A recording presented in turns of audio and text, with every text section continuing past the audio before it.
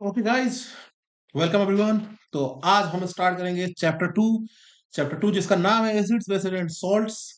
ठीक है, और मेरा नाम है अजीत। तो चलिए स्टार्ट करते हैं। बेसिकली ये जो चैप्टर है, ठीक है, इस चैप्टर में आपको ज्यादातर फैक्ट्स पढ़ने को मिलेंगे और रिएक्शंस पढ़ने को मिलेंगे। थोड़ा सा आपको याद ज्यादा करने पड़ेगा इस चैप्टर के अंदर।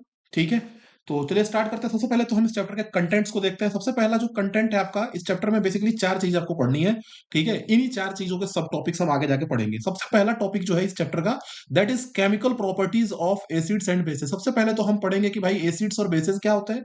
फिर हम उनकी फिजिकल प्रॉपर्टीज के बारे में पढ़ेंगे। देन हम उनकी केमिकल प्रॉपर्टीज के बारे में पढ़ेंगे। ठीक है, उसके बाद हम पढ़ेंगे common things in acids and bases, कि भाई एसिड्स और बेसिस दोनों में कॉमन क्या है। ठीक है, देखो हम, जाहिर सी बात है कि जहां भी एसिड होगा और जहां भी बेस होगा, इन दोनों में कुछ ना कुछ डिफरेंसेस होंगे। कुछ ना कुछ का, ज्यादातर डिफरेंसेस ही होंगे। ठीक है, ये डिफरेंस दो तरीके के होते हैं। एक होता है फिजिकल डिफरेंस, जो हमें ऊपर ऊपर से दिख जाता है, और दूसरा होता है केमिकल डिफरेंस। ठीक है, ये जो फिजिकल डिफरेंस और केमिकल डिफरेंस है, ठीक है, इनके बारे में तो हम पढ़ेंगे ही पढ़ेंगे। हम इसमें ये भी पढ़ेंगे कि इन दोनों में कॉमन क्या होता है। दो तीन चीजें कॉमन होती हैं जो कि हम पढ़ लेंगे। ठीक है, तीसरा है strength of acid and bases. Basically इसमें आप पढ़ोगे पीएच स्केल के बारे में। पीएच स्केल एक ऐसा स्केल होता है जो हमें ये बताता है कि कोई भी एसिड या कोई भी बेस कितना ज्यादा स्ट्रॉन्ग या कितना ज्यादा वीक है। ठीक है, उसी को हम स्ट्रेंथ ऑफ एसिड और बेस के नाम से जानते हैं। अगला है प्रॉपर्टीज ऑफ सॉल्ट्स। तो जाहिर सी बात है, जैसा कि आपने देखा ही है, चैप्टर का नाम क्या है, एसिड बेसिस एंड सॉल्ट्स। तो एसिड के बारे में हम पढ़ेंगे, बेस के बारे में पढ़ेंगे, और सबसे लास्ट में हम सॉल्ट्स के बारे में पढ़ेंगे, सॉल्ट्स की प्रॉपर्टीज के बारे में पढ़ेंगे। और बेसिकली इसमें पांच या छह सॉल्ट्स होंगे। ठीक है, इन्हीं पांच या छह सॉल्ट्स के बारे में आप पढ़ेंगे, उनकी फिजिकल प्रॉपर्टीज पढ़ेंगे, उनकी केमिकल प्रॉपर्टीज पढ़ेंगे, और उनके रिएक्शंस पढ़ेंगे। चलिए अब आगे बढ़ते हैं। देखिए इस चैप्टर का जो माइंड मैप है, बेसिकली मैं आपको समझा दूं इस चैप्टर में हम पढ़ने क्या क्या वाले हैं। देखिए सबसे पहले जो हम इस चैप्टर में पढ़ने वाले हैं ना, सबसे पहली चीज जो हम इसमें पढ़ेंगे, उसमें हम पढ़ेंगे एसिड, बेस और सॉल्ट्स का बेसिक इंट्रो, कि भाई एसिड बेस और सॉल्ट आखिर होता क्या है, इनकी फिजिकल प्रॉपर्टीज क्या होती हैं, इनकी केमिकल प्रॉपर्टीज क्या होती हैं, ये रिएक्शन कैसे करते हैं। ठीक है, इसके बाद से, फिजिकल प्रॉपर्टी पढ़ने के बाद से, हम एसिड बेस एंड सॉल्ट की केमिकल प्रॉपर्टीज पढ़ेंगे। केमिकल प्रॉपर्टीज पढ़ेंगे दूसरे नंबर में। केमिकल प्रॉपर्टीज में बेसिकली आप ये पढ़ोगे कि कोई भी जो एसिड है, अगर हम इसका रिएक्शन किसी मेटल से कराएं तो क्या होगा। कोई भी एसिड है, अगर इसका रिएक्शन मैं किसी नॉन मेटल से कराऊं तो क्या होगा। कोई बेस है, इसका रिएक्शन अगर मैं किसी मेटल से कराता हूं तो क्या होगा। कोई भी बेस है, अगर इसका रिएक्शन मैं नॉन मेटल से कराऊं तो इस पे क्या इफेक्ट होगा। बेसिकली हम इन्हीं सब चीजों के बारे में हम डिस्कस करेंगे। जो थर्ड हम पढ़ेंगे, थर्ड में हम पढ़ेंगे पीएच स्केल के बारे में, जो कि आपको देखने में छोटा सा टॉपिक लगेगा, लेकिन ये बहुत ही एक्सट्रीमली इंपॉर्टेंट है, क्योंकि इससे एक दो क्वेश्चन हर साल आते हैं। ठीक है, कंफर्म है। इसमें हम सबसे पहले तो पीएच स्केल के बारे में जानेंगे कि पीएच स्केल होता क्या है। पीएच स्केल बेसिकली एक ऐसा स्केल होता है जिसमें 0 से लेकर 14 तक डिजिट्स होते हैं।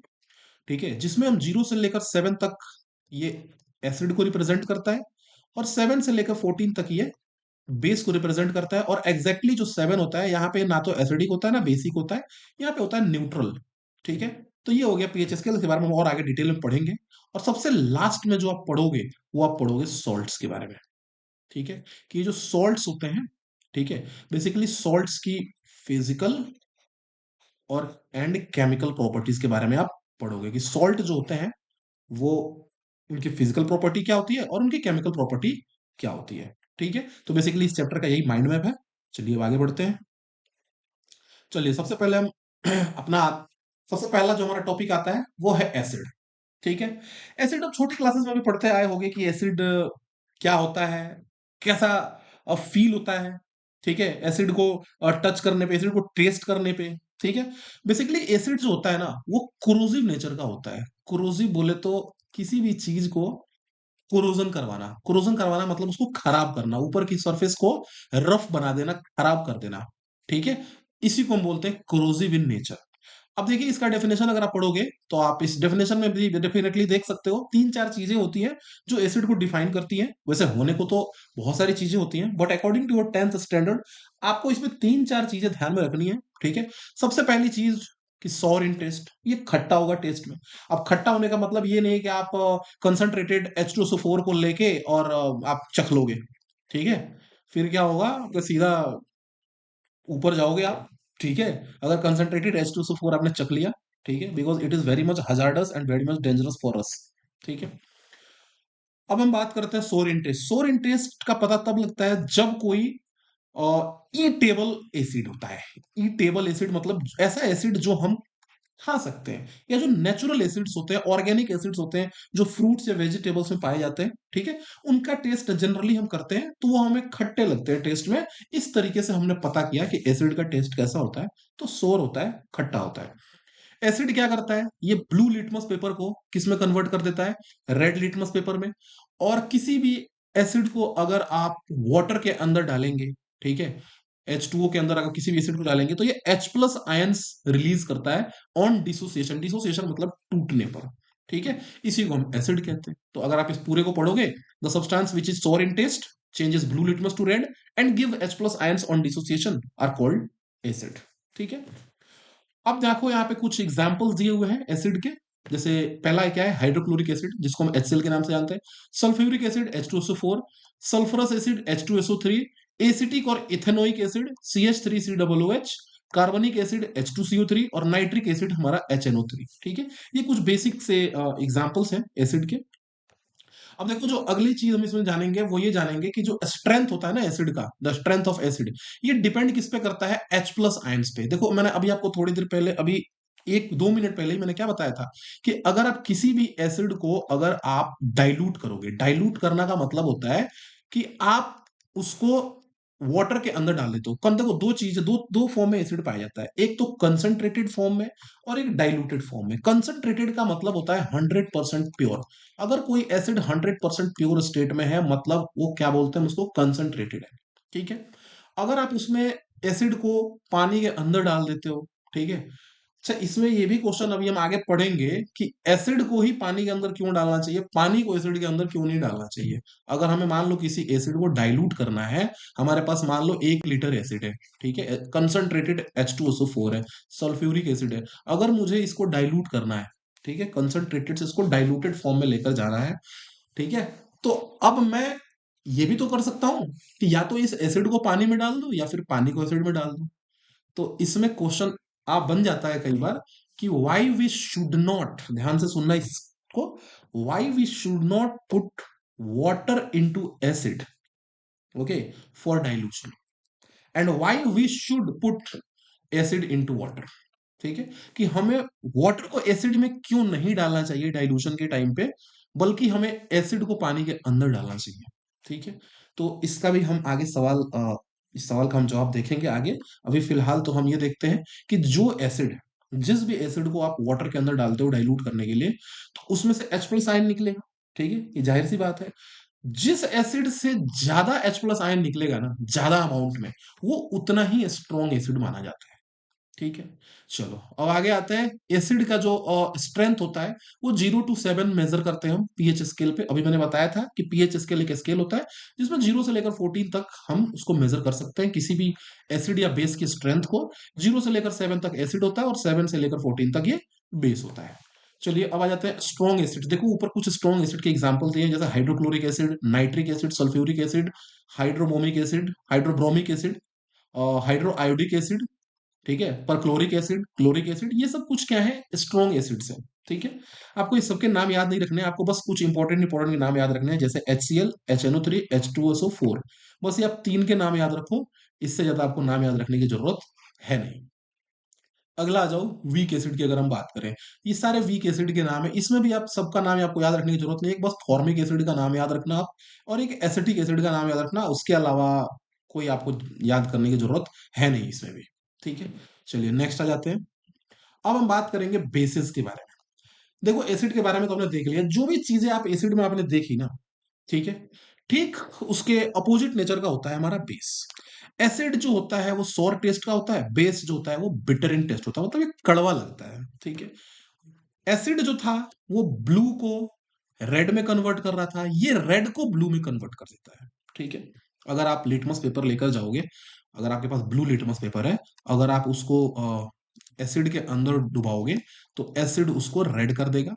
अब इस रेड लिटमस पेपर को वापस से किस में डाल दो, बेस में, तो ये बेस इसको वापस से क्या बना देगा, ब्लू बना देगा। ठीक है। पीएच वैल्यू मैंने आपको जैसा कि बता ही दिया, 7 to 14 होता है।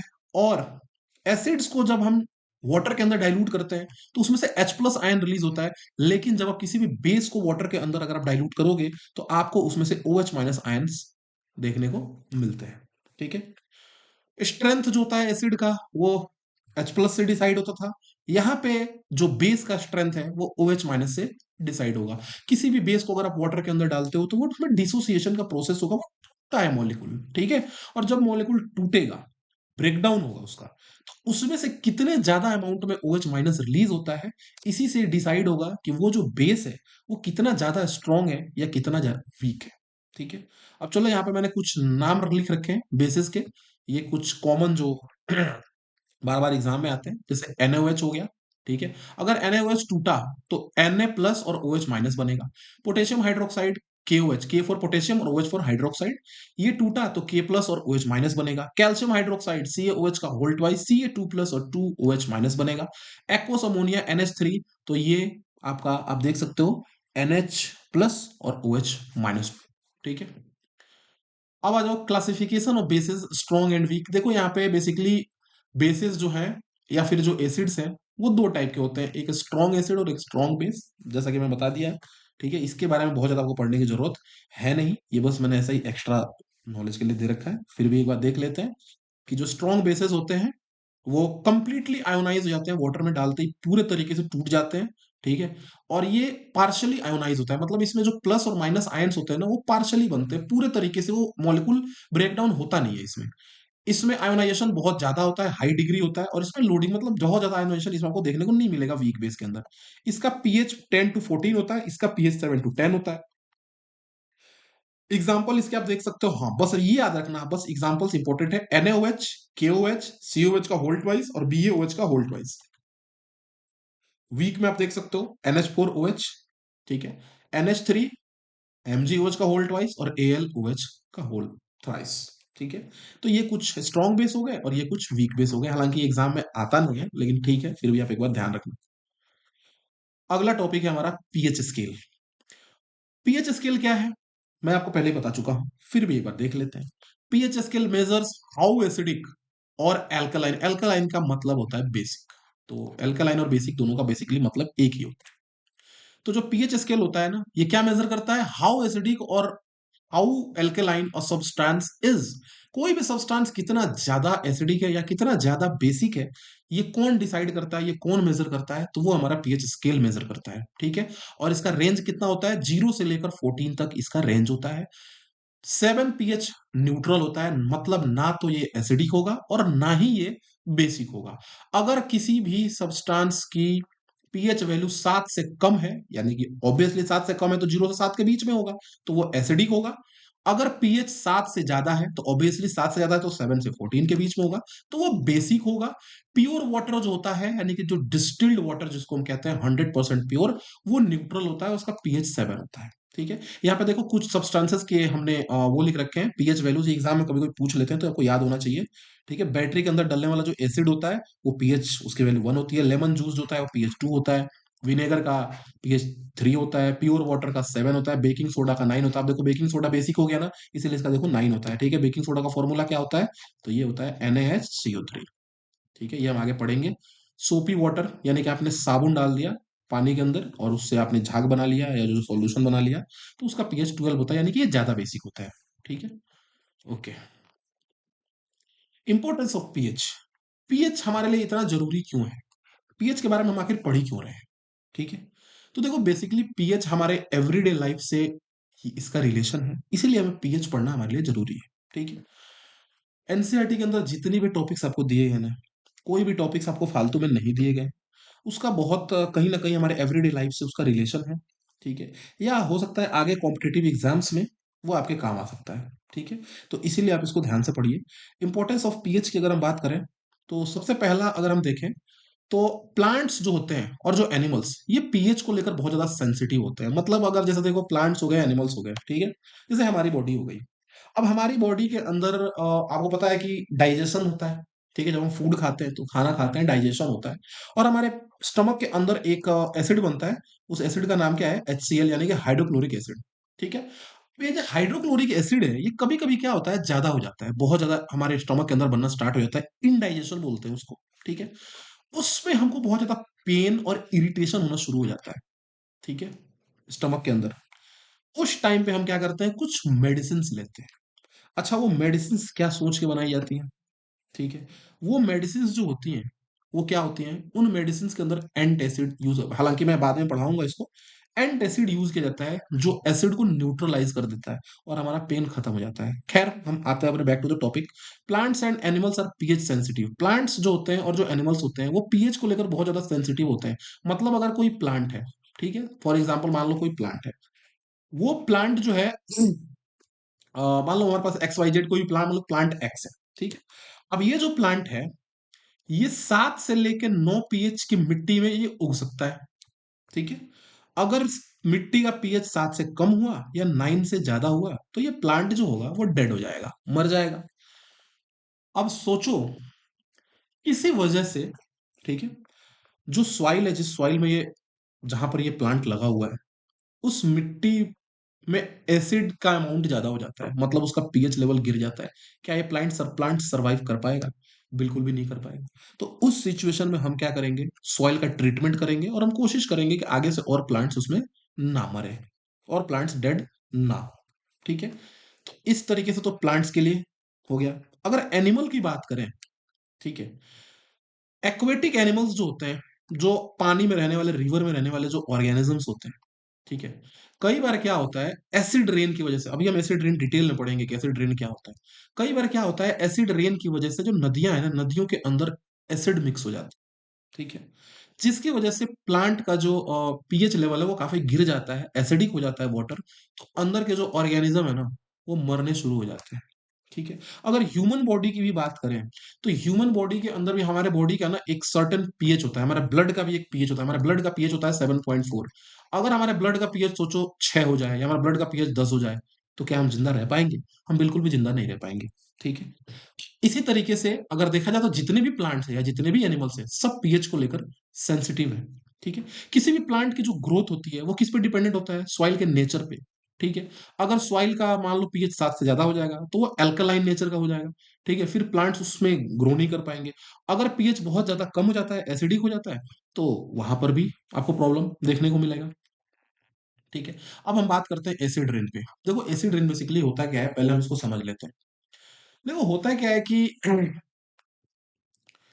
जब भी हम कोई भी चीज को जलाते हैं, ठीक है, उसमें से स्मोक निकलता है। ठीक है। अब ये जो स्मोक है, अब ये इस स्मोक धुएं के अंदर CO2 गैस भी हो सकता है, इस धुएं के अंदर SO2 भी हो सकता है, इस धुएं के अंदर SO3 गैस भी हो सकता है, और इस धुएं के अंदर NO2, NO3 या सर्टेन टाइप ऑफ गैसेस हो सकते हैं। अब ये किस टाइप का गैस रिलीज होगा किसी भी चीज को जलाने पर, ये डिपेंड करता है कि वो चीज बना किस चीज से। ठीक है। फॉर एग्जाम्पल, अगर आप कोयला जलाते हो, ठीक है, कोयले से CO2 निकलेगा, क्योंकि ऑब्वियसली कोल किससे बना हुआ है? कार्बन से। अगर आप पेट्रोलियम प्रोडक्ट जलाते हो, पेट्रोल जलाते हो, तो पेट्रोल में से SO2 या फिर NO2 या NO3 ज्यादा अमाउंट में निकलता है। ठीक है। इसी तरीके से अलग अलग चीजों को जलाने पे ना, अलग अलग टाइप के इसमें से स्मोक्स और अलग अलग टाइप के गैसेस रिलीज होते हैं। ठीक है। अब ये गैसेस जब ऊपर जाते हैं क्लाउड्स में, क्लाउड्स में वाटर वेपर होता है, H2O होता है। ये गैसेस जाके इस H2O के साथ क्या करते हैं? रिएक्शन करते हैं। ठीक। रिएक्शन करने के बाद से जब ये H2O इन गैसेस के साथ रिएक्शन करता है, रिएक्शन करने के बाद यहाँ पे बनता है एसिड। फॉर एग्जाम्पल, अगर मैं आपको एक छोटा सा एग्जाम्पल दूं, CO2 गैस जब ऊपर जाता है, CO2 और जब H2O से मिलता है, तो यहाँ पे बनता है H2CO3। और ये जो H2CO3 है ना, हम इसको बोलते हैं कार्बनिक एसिड। क्या बोलते हैं इसको? कार्बनिक एसिड। अब जो ये एसिड इस क्लाउड के अंदर जो पानी है, H2O, उसके साथ मिक्स होकर ये एसिड बना चुका है ये। ठीक है। अब जब भी बारिश होगी ऊपर से, ठीक है, चाहे बारिश हो या फिर स्नोफॉल हो या ड्यू, ओस गिरे ऊपर से, ठीक है, किसी भी फॉर्म में वाटर ऊपर से जब नीचे आएगा तो उस वाटर के साथ ये एसिड भी मिक्स होके नीचे आ जाता है। अब यही एसिड हमारे खेतों की मिट्टी में, सॉइल में जाके गिरता है। यही एसिड हमारे वाटर बॉडीज में, तालाब में, पॉन्ड्स में, रिवर्स में जाके गिरता है और फिर वहां के पीएच को क्या करता है, ये कम कर देता है, जिसकी वजह से वहां पे प्लांट्स और एनिमल्स की जो लाइफ है वो डिस्टर्ब होनी शुरू हो जाती है। ठीक है, this is called acid rain. ठीक है, अब चलिए यहाँ पे पढ़ लेते हैं। Any form of precipitation, basically precipitation का मतलब होता है ऊपर से कोई भी चीज, बारिश, स्नो, कोई भी चीज जब ऊपर से नीचे की तरफ गिरता है, H2O, उसको हम प्रेसिपिटेशन बोलते हैं। ठीक है, any form of precipitation with acidic component, किसी भी प्रकार का प्रेसिपिटेशन जिसमें एसिडिक कंपोनेंट हो, जैसे कि सल्फ्यूरिक एसिड या नाइट्रिक एसिड हो, and that fall to the ground from the atmosphere, जो कि एटमॉस्फेयर में गिर रहा है, एटमॉस्फेयर से गिर रहा है ग्राउंड के ऊपर। ठीक है, या तो वेट फॉर्म में या फिर ड्राई फॉर्म्स में। ठीक है, इसमें वो रेन भी हो सकता है, स्नो भी हो सकता है, फॉग भी हो सकता है, हेल मतलब ओले भी हो सकते हैं। ठीक है, या इवन अगर ऊपर से डस्ट भी गिरता है, that will be considered as acid rain. ठीक है, तो ये हो गया हमारा प्रॉपर एसिड रेन का डेफिनेशन। नेक्स्ट हम आते हैं कॉजेस। एसिड रेन के क्या कॉजेस होते हैं, मैं आपको पहले सब कुछ बता ही चुका हूं। एसिड रेन कब होता है, जब सल्फर डाइऑक्साइड यानी कि SO2 या फिर नाइट्रोजन ऑक्साइड्स NOx, एक्स की जगह पे आप 2 लिख लो, 3 लिख लो, ठीक है, जब एटमॉस्फेयर में रिएक्ट करते हैं किससे, वाटर वेपर से, तब वहां पे सल्फ्यूरिक या फिर नाइट्रिक एसिड बनता है और फिर वो बारिश के रूप में नीचे की तरफ गिरता है। That is called acid rain, और इसीलिए एसिड रेन हमारा होता है। हार्मफुल इफेक्ट्स की अगर हम बात करें, हार्मफुल इफेक्ट्स क्या क्या होता है एसिड रेन का। इससे फॉरेस्ट्स में डैमेज होता है। ठीक है, लीचिंग एक प्रोसेस होता है उसकी वजह से। ठीक है, जो सॉइल के इंपॉर्टेंट न्यूट्रिएंट्स है वो डिस्ट्रॉय हो जाते हैं। ठीक है, कोरोजन होता है बिल्डिंग्स का या मॉन्यूमेंट्स का, बिल्डिंग्स पे ब्लैक ब्लैक स्पॉट आने शुरू हो जाते हैं, जैसे थोड़े टाइम पहले ताजमहल में हुआ था। ठीक है, तो आप सबको पता हो ताजमहल के आसपास वाले एरियाज में गवर्नमेंट ने थोड़े दिनों पहले, ताजमहल के अंदर अगर आप जाओगे तो ताजमहल के अंदर में गवर्नमेंट ने क्या, प्राइवेट जो व्हीकल्स हैं जो पेट्रोल या डीजल या पेट्रोलियम में चलते हैं उनको बैन कर रखा है। वहां पे सिर्फ आप बैटरी से चलने वाले व्हीकल्स ही लेकर जा सकते हैं, और वो भी गवर्नमेंट कंट्रोल्ड होते हैं। ठीक है, इसलिए क्योंकि वहां से जो निकलने वाला स्मोक है, उस धुएं की वजह से ताजमहल का जो रंग है वो काला पड़ रहा था। ठीक है, नेक्स्ट बात करें corrosion of buildings monuments, specially those made of limestone and marble, और तुम जानती हो ताजमहल किससे बना है, मार्बल से बना है। Negative impact on human health, हमारे इंसानों के हेल्थ पर भी इसका बुरा असर पड़ता है। कैसे, अब जब ये एसिड रेन होगा तो ये एसिड जाके वाटर बॉडीज में मिक्स होगा, और वो वाटर को फिर पिएगा कौन, हम ही पिएंगे। ठीक है, हमारे फूड सोर्सेज में भी मिक्स होगा, खेतों में जाके गिरेगा। ठीक है, तो इस तरीके से ह्यूमन के हेल्थ पर भी इसका बहुत हार्मफुल इम्पैक्ट पड़ता है। ठीक है, अब हम आ जाते हैं balance of pH in digestive system, अपने सेकंड टॉपिक पे। ठीक है, balance of pH in digest, पहला हमने टॉपिक क्या पढ़ा था अभी, हमने फर्स्ट टॉपिक देखा था ना, पीएच स्केल में हमने फर्स्ट चीज ये देखा था, importance of pH. Importance of pH हमारा पहला टॉपिक था, plants and animals are pH sensitive, कि जो प्लांट्स और एनिमल्स होते हैं वो पीएच को लेकर काफी सेंसिटिव होते हैं। ठीक है, दूसरा है balance of pH in digestive system. देखो हम जानते हैं कि जब हम कोई भी फूड कंज्यूम करते हैं तो अंदर जाके पेट के अंदर वो डाइजेस्ट होता है। ठीक है, कैसे डाइजेस्ट होता है, हमारे स्टमक के अंदर हाइड्रोक्लोरिक एसिड रिलीज होता है। ठीक है, और हाइड्रोक्लोरिक एसिड जो होता है ना, इसका पीएच जो होता है ना, वो 1 से 3 के बीच में होता है, यानी कि एक्सट्रीमली एसिडिक होता है, बहुत ज्यादा एसिडिक होता है ये। ठीक है, अब ये इसका पीएच इतना कम होने के पीछे रीजन क्या है, क्या इसका पीएच इतना ज्यादा कम होना जरूरी है, तो इसका आंसर होगा यस। इसका बहुत ज्यादा एसिडिक होना इसलिए जरूरी है क्योंकि हमारे बॉडी के अंदर एक एंजाइम होता है जिसको हम बोलते हैं पेप्सिन एंजाइम। आप बायो में पढ़ोगे इसके बारे में। पेप्सिन एंजाइम जो होता है ना, ये तभी एक्टिव होगा हमारे बॉडी के अंदर जब आप इसमें एसिड को मिक्स करोगे। मतलब जब तक इसमें एसिड मिक्स नहीं होगा तब तक ये पेप्सिन एंजाइम क्या नहीं होगा, एक्टिव नहीं होगा, और जब तक पेप्सिन एंजाइम एक्टिव नहीं होगा हमारा फूड प्रॉपर तरीके से डाइजेस्ट नहीं हो सकता। ठीक है, कभी कभी क्या होता है कि इनडाइजेशन हो जाता है हमारी बॉडी में। इनडाइजेशन का मतलब क्या होता है ना, टू मच एसिड, बहुत ज्यादा एसिड सीक्रेट हो जाता है। तो इस सिचुएशन में हमें रिलीफ लेने के लिए हम इसमें एंटासिड का यूज करते हैं। जैसे तुमने देखा होगा इनो वगैरह हम पीते हैं, तो बेसिकली इसमें क्या होता है, एंटासिड होता है। एंटासिड का मतलब जो एसिड के एंटी हो, एंटी मतलब उसका दुश्मन हो, उसके ऑपोजिट नेचर का हो। इसमें सबसे फेमस एक एग्जांपल है MgOH का होल्ट ट्वाइस। मैग्नीशियम हाइड्रोक्साइड कहते हैं इसको, और इसका कॉमन नेम है milk of magnesia. Milk of magnesia क्या करता है, ये एक माइल्ड एंटासिड है, ठीक है, जिसका यूज हम मेडिसिन बनाने में करते हैं। ठीक है, एसिडिटी से बचने के लिए जो मेडिसिन होती हैं, उन मेडिसिन में इस एंटासिड यानी कि MgOH का होल्ट वाइज को हम डालते हैं। ये क्या करेगा, पेट में जो भी एसिडिटी होगी, पेट में हमारे एसिड होगा, ये जाके, ये बेस है, एक्चुअली बेसिक नेचर का होता है MgOH का होल्ट वाइज। आप देख सकते हो मैग्नीशियम है और हाइड्रोक्साइड है, तो जहां भी मेटल होगा वो नेचर उसका बेसिक हो ही जाएगा। अब ये बेसिक नेचर जाके किससे रिएक्शन करेगा, एसिड से, हमारे स्टमक के अंदर जो एसिड बना हुआ है, और फिर उसको न्यूट्रलाइज करेगा। और न्यूट्रलाइज करते ही हमें पेन से रिलीफ फील होना स्टार्ट हो जाएगा। ठीक है, तीसरा हम पढ़ते हैं कि भाई पीएच हमारे लिए जरूरी क्यों है। तीसरा, टूथ डीके। टूथ डीके हमारे सॉरी, एक्चुअली में जो हमारा माउथ होता है, डाइजेशन यहीं से स्टार्ट हो जाता है, आपने पढ़ा होगा बायो के अंदर। ठीक है, इसमें कुछ कॉम्प्लेक्स शुगर होते हैं जो सलाइवा इनको तोड़ना स्टार्ट कर देता है। ठीक है, उसके पास एक टीथ क्या करता है, हमारे फूड को क्रश करने का काम करता है। तो जाहिर सी बात है, टीथ का मजबूत रहना बहुत ज्यादा जरूरी है। अगर टीथ मजबूत नहीं हो, ठीक है, अगर टीथ मान लो मजबूत नहीं हुआ, तो आप, सॉरी, तो आप फूड को प्रॉपर तरीके से क्रश नहीं कर पाओगे। ठीक है, और फिर उस जब फूड के पार्टिकल्स बड़े रह जाएंगे, तो वो फूड फिर डाइजेस्ट होने में आपको प्रॉब्लम आएगी। ठीक है, तो देखो आप आगे पढ़ो। Tooth decay starts when the pH of the mouth is lower than 5.5। Actually में होता क्या है ना, कि जब हम खाना खाते हैं तो फूड के जो पार्टिकल्स है ना, वो दांतों के बीच में फंसे हुए रह जाते हैं। जैसे हमारे टीथ होता है ना, इसमें फूड के छोटे छोटे पार्टिकल फंसे हुए रह जाते हैं। अब इन फंसे हुए पार्टिकल्स पे कौन अटैक करते हैं, इस पे अटैक करते हैं बैक्टीरिया।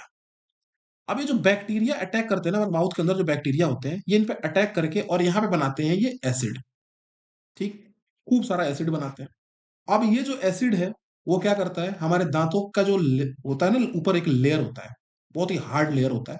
ठीक है, इस हार्ड लेयर को हम बोलते हैं इनेमल। ये हमारे बॉडी का हार्डेस्ट पार्ट होता है।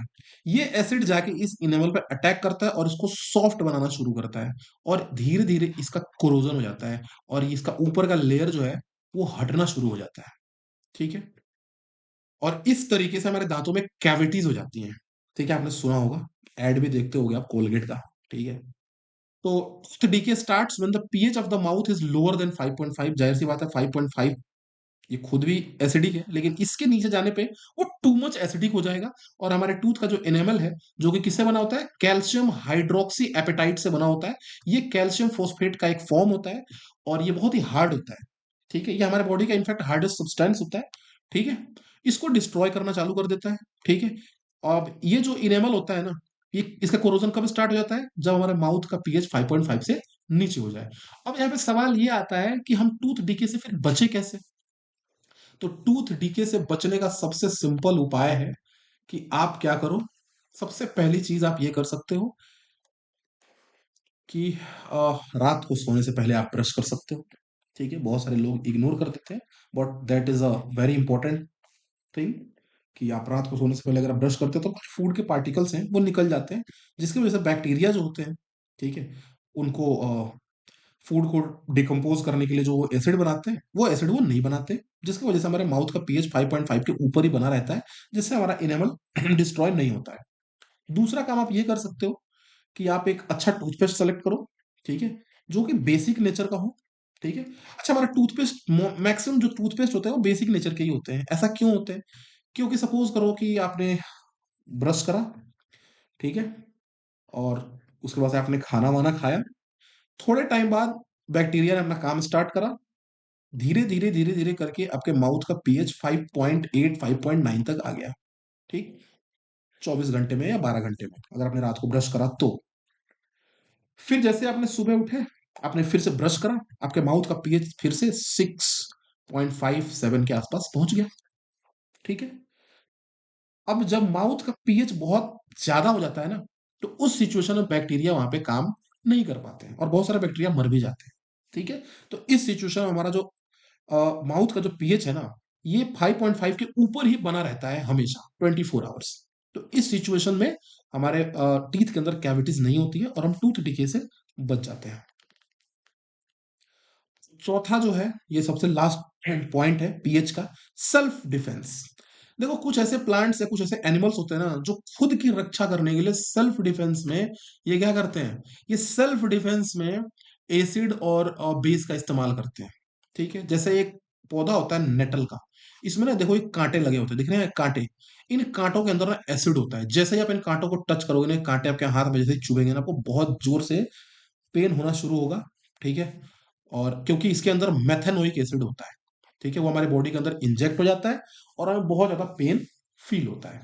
ठीक है, बेसिकली ये जानवरों से बचने के लिए, खुद को प्रोटेक्ट करने के लिए इस प्लांट ने अपने आप को इवॉल्व कर लिया है। ठीक है, अगला है हनी बी। हनी बी को जब खतरा महसूस होता है तो हमें डंक मार देती है।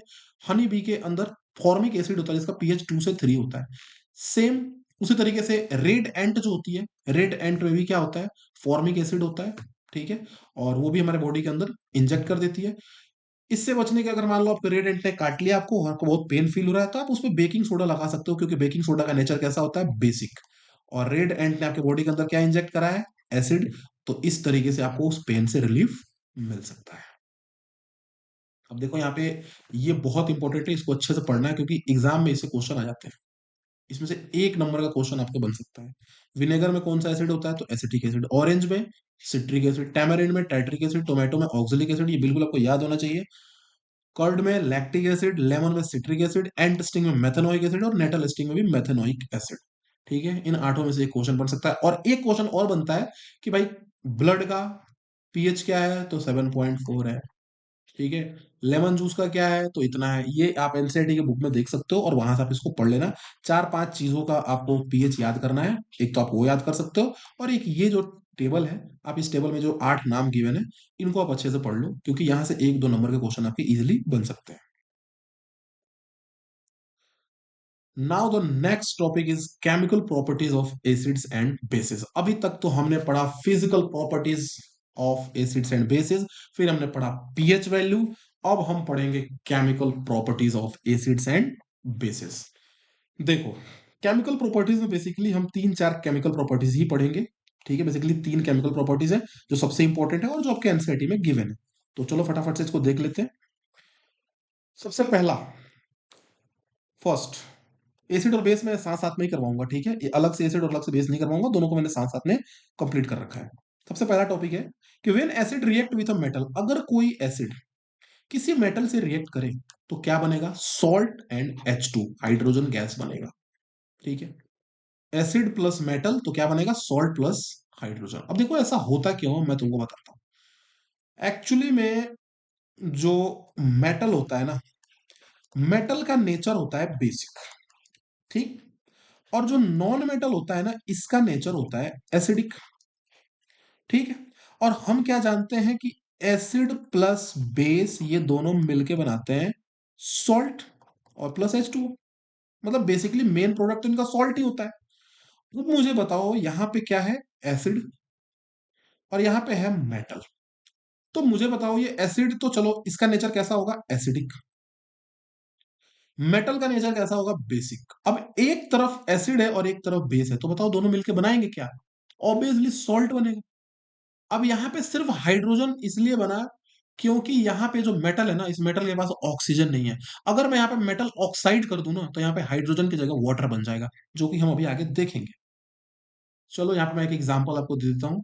देखो यहाँ पे आप एक टेस्ट ट्यूब देख पा रहे हो। इस टेस्ट ट्यूब के अंदर हमने लिया है dilute sulphuric acid. Dilute sulphuric acid का मतलब आपने लिया लिया है H2SO4 डाइल्यूट फॉर्म में। इसमें हमने ऊपर से डाल दिया क्या, आप देख सकते हो यहाँ में ऊपर से इसने जिंक ग्रेन्यूल्स डाला है। मतलब जिंक एक मेटल होता है। ठीक है, जैसे ही जिंक ग्रेन्यूल्स इसने डाला, ये H2SO4 टूट जाएगा। ठीक, और टूटने के बाद से SO4 पे आ जाएगा माइनस चार्ज और H2 पे आ जाएगा प्लस चार्ज। अब देखो इसमें बेसिकली डिस्प्लेसमेंट रिएक्शन होगा। फर्स्ट चैप्टर में आपने पढ़ा होगा डिस्प्लेसमेंट रिएक्शन के बारे में। यहाँ पे हाइड्रोजन जो है, हाइड्रोजन ज्यादा रिएक्टिव है, जिंक ज्यादा रिएक्टिव है, तो ऑब्वियसली जिंक ज्यादा रिएक्टिव है, और जिंक क्या करेगा, हाइड्रोजन की जगह ले लेगा, और यहां पे बनेगा ZnSO4 यानी कि जिंक सल्फेट। ये एक सॉल्ट है, ठीक है ना, दिस इज अ सॉल्ट, और प्लस यहाँ पे हाइड्रोजन गैस प्रोड्यूस होगा।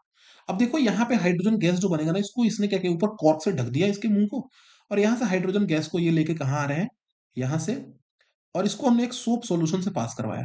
इस सोप सॉल्यूशन में बबल्स बनेंगे, जैसे ही आप हाइड्रोजन को पास करोगे ना, अब ये जो बबल्स ऊपर की तरफ देख रहे हो आप, उठते हुए जो बबल्स ये जा रहे हैं, इन बबल्स के पास आप एक कैंडल लेकर आओ। अब जो हाइड्रोजन गैस होता है ना, बेसिकली ये इनफ्लेमेबल होता है। इनफ्लेमेबल मतलब ये बहुत तेजी से आग पकड़ता है। हाइड्रोजन आपको पता है, ये फ्यूल के लिए भी हम इसको इस्तेमाल करते हैं। मैंने फर्स्ट चैप्टर में वाले लेक्चर में भी पढ़ा रखा है इसको, ठीक है, कि हाइड्रोजन कहाँ पे काम आता है। अब देखो, जब आप एक बर्निंग कैंडल इसके पास लेकर जाओगे ना, तो ये पॉप साउंड के साथ फूट जाएगा, ठीक, और यही इसकी पहचान होती है। कई बार एग्जाम्स में क्वेश्चन आ जाते हैं कि एक हमारे पास गैस है एक्स, और उस एक्स गैस को हमने सोप सॉल्यूशन से पास करवाया, तो बबल्स बने, और उन बबल्स के पास हम एक कैंडल लेके गए तो पॉप साउंड के साथ फूट गए। तो बताओ वो कौन सा गैस था? तो जाहिर सी बात है, यहाँ पे आप क्या आंसर दोगे, that was a hydrogen gas, ठीक है। तो ये आपने एक एग्जाम्पल देख लिया। अब हम बात करते हैं, पहले हमने अभी क्या देखा, reaction of acid with metal. अब हम देखेंगे क्या reaction of basis with metal भी पॉसिबल है।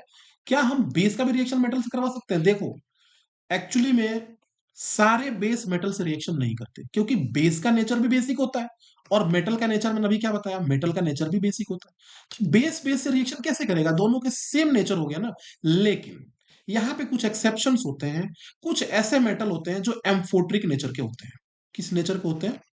एम्फोट्रिक नेचर के होते हैं। एम्फोट्रिक का मतलब होता है जिस जो डुअल नेचर का हो, डुअल नेचर का यानी कि जो एसिडिक के जैसा भी बिहेव करे, और जो बेसिक के जैसा भी बिहेव करे, ठीक है। इसमें कुछ एग्जांपल्स मैं आपको दे सकता हूं। इसमें एक हो गया जिंक, और एक हो जाएगा एल्यूमिनियम। ये दो सबसे फेमस एम्फोट्रिक मेटल्स हैं, ठीक है, जो एसिड के जैसा भी बिहेव करते हैं, और जो बेसिक नेचर के जैसा भी बिहेव करते हैं। अब यहां पे देखो, no, not all bases react with metal. सारे मेटल बेस से रिएक्ट नहीं करते सॉल्ट और हाइड्रोजन बनाने के लिए। Only strong bases react with amphoteric metal. कुछ स्ट्रॉन्ग बेसिस हैं जो एम्फोट्रिक मेटल से रिएक्शन करते हैं, जैसे कि जिंक, एल्यूमिनियम, लेड एक्सेट्रा, और फिर यहाँ पे कॉम्प्लेक्स सॉल्ट बनता है और हाइड्रोजन बनता है। मैं आपको एक एग्जांपल अभी दे देता हूं। जैसे मैं NaOH का, मैंने NaOH एक बेस लिया, मैंने एक स्ट्रॉन्ग बेस होता है, जानते हो आप। इसका रिएक्शन मैंने करवा दिया जिंक से, ठीक। अब ये बनेगा Na2ZnO2, ठीक है, और प्लस H2। अब ये जो Na2ZnO2 बना है ना, ये कॉम्प्लेक्स सॉल्ट है, और इसको हम बोलते हैं सोडियम जिंकेट। लेकिन इसका ये मतलब बिल्कुल भी नहीं है कि सारे के सारे बेस जो हैं वो किससे रिएक्शन करेंगे, किसी ना किसी मेटल से रिएक्शन कर लेंगे। ये एक्सेप्शनल केस है, मैं बार बार बता रहा हूं आपको, ठीक है, जिसमें एल्युमिनियम, लेड और जिंक को ही आप कंसिडर करके चलोगे। चलो नेक्स्ट टॉपिक पे आते हैं, सेकंड केमिकल प्रॉपर्टी। पहली केमिकल प्रॉपर्टी में आपने क्या सीखा, कि जो मेटल है जब उसका एसिड से रिएक्शन करोगे तो क्या बनेगा, सॉल्ट प्लस हाइड्रोजन गैस। अगर आप बेस का भी रिएक्शन किससे करवाते हो, मेटल से, तब भी कुछ कंडीशंस में सॉल्ट प्लस हाइड्रोजन गैस बनेगा, बाकी मैक्सिमम कंडीशंस में रिएक्शन नहीं होगा। अब आते हैं सेकंड पे। सेकंड टॉपिक अगर आप देखोगे, reaction of acid with metal carbonate और मेटल हाइड्रोजन कार्बोनेट। यानी कि अगर हमारे पास कोई एसिड है, इसका रिएक्शन मैं किससे करवाता हूं, किसी मेटल कार्बोनेट से। अब देखो मेटल कार्बोनेट क्या होता है, कोई भी मेटल लो M, इसके आगे CO3 जोड़ दो, ये पता है क्या कहलाएगा, ये कहलाएगा मेटल कार्बोनेट, ठीक। और किसी भी मेटल का अगर मैं HCO3 जोड़ दूं, तो ये बनेगा metal hydrogen carbonate.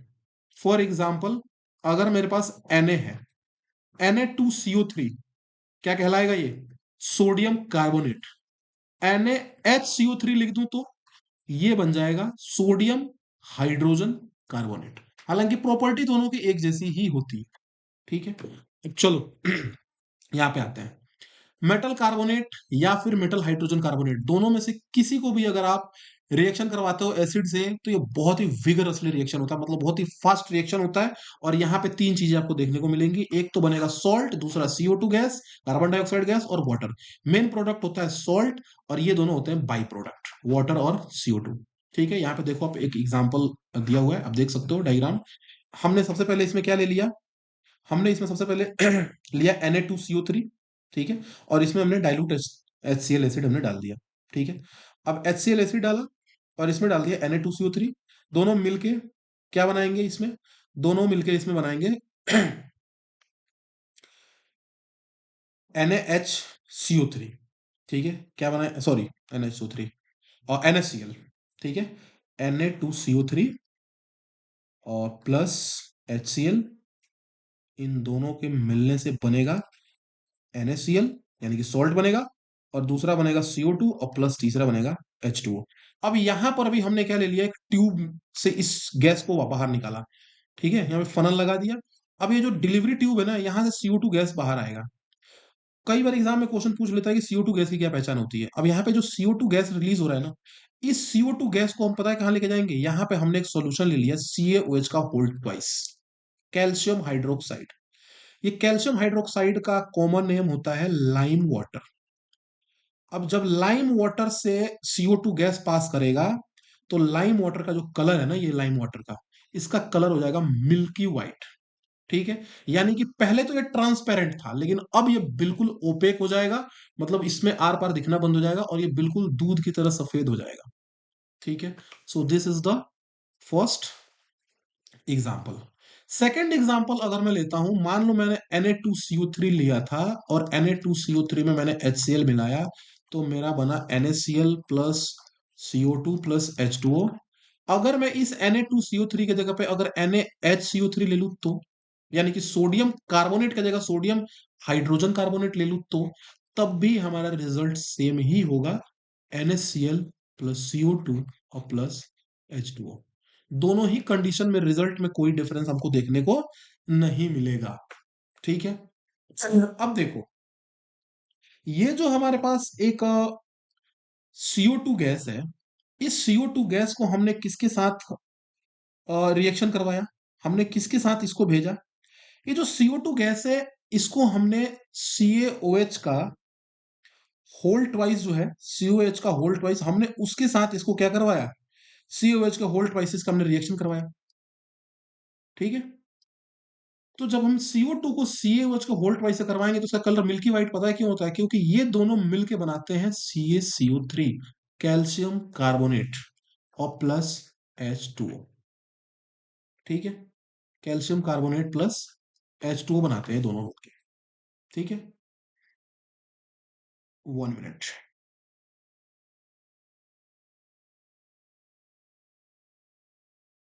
CO2 gas produce होता है यहाँ पे। इस CO2 गैस को अगर मैं CaOH के होल ट्वाइस से पास करवाता हूँ, यानी कि लाइम वाटर से अगर मैं पास करवाऊं, तो लाइम वाटर का कलर कैसा हो जाता है, मिल्की। क्यों हो जाता है, क्योंकि ये दोनों मिलके क्या बना रहे हैं यहाँ पे, ये दोनों मिलके बना रहे हैं CaCO3। ठीक है, अब अगर यहाँ पे मान लो कि पूरा का पूरा CO2 और पूरा का पूरा CaOH का होल ट्वाइस, इन दोनों ने पूरा कंप्लीट 100% रिएक्शन कर लिया, सपोज दैट, और पूरा का पूरा क्या बन गया, CaCO3 और प्लस H2। ठीक, अब अगर मैं इस CaCO3 को लूं, ठीक है, और इसमें अब मैं वापस से CO2 डालना स्टार्ट करूं फिर से। ठीक है, अब क्या होगा, अब इसमें क्या होगा कि जब ये CaCO3 में आप वापस से CO2 कार्बन डाइऑक्साइड गैस डालना स्टार्ट करोगे, ठीक है, और इसमें H2O तो पहले से था ही, तो यहां पे एक कॉम्प्लेक्स कंपाउंड बनेगा जिसका नाम है CaHCO3 का whole twice, calcium di hydrogen carbonate इसको हम बोलते हैं, कैल्शियम डाई हाइड्रोजन कार्बोनेट। ठीक है, so this is the thing. ठीक है, तो इसमें कई बार क्वेश्चन पूछ लेते हैं कि व्हाट हैपेंस, क्या होगा अगर मैं CaCO3 यानी कि जो मिल्की व्हाइट हो चुका है, इसमें मैं CO2 को कंटिन्यू रखता हूं और ज्यादा इंजेक्ट करता रहता हूं, डालता रहता हूं, रुकते नहीं हम। तो उस सिचुएशन में क्या होगा? तो उस सिचुएशन में ये CaHCO3 करके एक कॉम्प्लेक्स कंपाउंड बनेगा, ठीक है, और इसका कलर फिर से ट्रांसपेरेंट हो जाएगा, यानी कि ये फिर से मिल्की व्हाइट अब नहीं रहेगा। फिर से ध्यान से सुनना, स्टार्टिंग में हमने क्या किया? हमने स्टार्टिंग में क्या किया कि हमने यहाँ पे मेटल कार्बोनेट या मेटल हाइड्रोजन कार्बोनेट लेंगे, फॉर एग्जांपल Na2CO3 ले लिया, इसमें हमने एसिड मिलाया, एसिड मिलाने के बाद इसमें तीन प्रोडक्ट बनेंगे, सॉल्ट, CO2, H2O। हमने इस CO2 को एक फनल के द्वारा, एक ट्यूब के द्वारा, हमने इसको लाइम वाटर यानी कि CaOH के होल ट्वाइस से पास करवाया। लाइम वाटर के साथ इसने रिएक्शन करा CO2 ने, और CO2 प्लस CaOH का होल ट्वाइस मिलके क्या बना? CaCO3।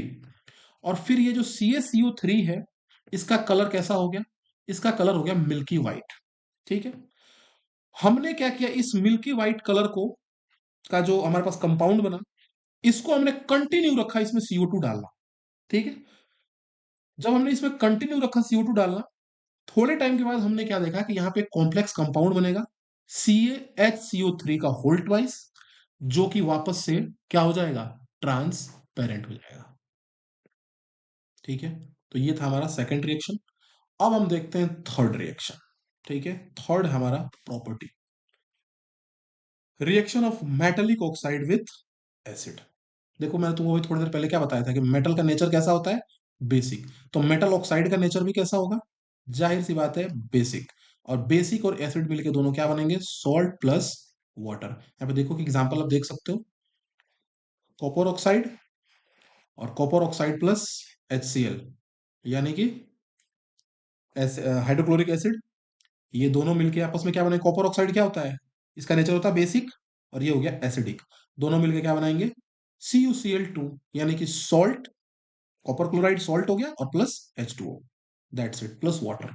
तो आप देख सकते हो यहाँ पे मेटालिक ऑक्साइड प्लस एसिड, तो क्या बनेगा? सॉल्ट प्लस वाटर, ठीक है।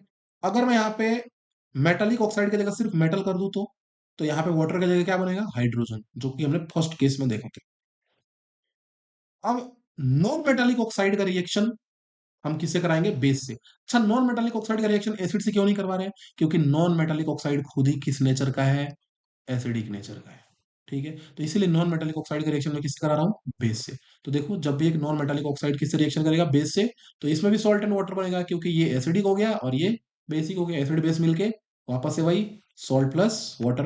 अब देख लो यहाँ पे एग्जाम्पल दे रखा है, CO2 carbon dioxide acidic nature का होता है, और CaOH का होल ट्वाइस ये बेसिक होता है। ये क्या हो गया?